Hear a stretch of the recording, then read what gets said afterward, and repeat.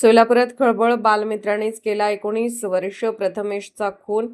सोलापुरातून एक धक्कादायक आणि खळबळजनक घटना समोर आली आहे. बालमित्रानेच एका 19 वर्षीय तरुणाची निर्घृण हत्या केल्याची घटना उघडकीस आली असून एमआयडीसी पोलिसांनी अवघ्या काही तासात 4 आरोपींना ताब्यात घेतलं आहे. या घटनेमुळे ताई चौक परिसरात भीती आणि संतापाचे वातावरण निर्माण झाले आहे. सोलापूरच्या ताई चौक परिसरातील केंगणाळकर वीटभट्टीजवळील काटेरी झुडपामध्ये 19 वर्षीय प्रथमेश बबन गायके याचा निर्घृण खून करण्यात आला. धक्कादायक बाब म्हणजे या हत्येमागे प्रथमेशचेच बालमित्र असल्याची माहिती समोर आली आहे.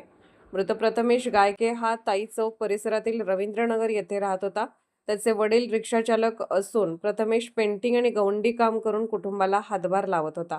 या प्रकरणी अजय सुनील जाधव उर्फ घाटोळे, पियुष उर्फ पिन्या गायकवाड, साहिल शेख आणि एका अल्पवयीन मुलाविरोधात गुन्हा दाखल करण्यात आला आहे.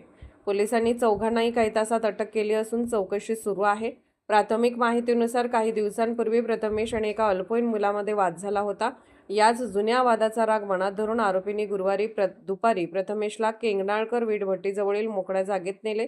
तेथे दगड आणि काचेच्या बाटल्याने डोक्यावर वार करून त्याची हत्या करण्यात आल्याचा आरोप आहे.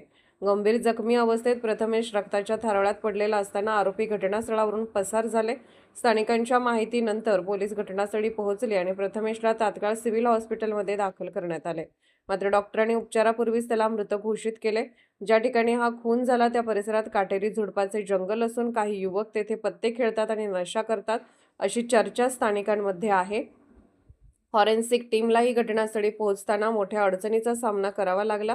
या प्रकरणात अल्पवयीन मुलानेच कट रचल्याचा पोलिसांना संशय असून अधिक तपास सुरू आहे. बालमित्राकडूनच झालेल्या हत्येमुळे परिसरात खळबळ उडाली आहे.